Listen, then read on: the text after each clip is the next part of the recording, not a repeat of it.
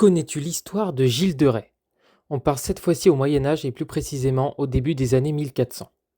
Il est né dans le château angevin de Chantaussé en 1404. Mais pourquoi parle-t-on de lui? Il faut savoir qu'au sacre de Charles VII à Reims, Gilles de Rais se trouve à sa gauche et Jeanne d'Arc à sa droite. Ce soir-là, il est même nommé maréchal de France.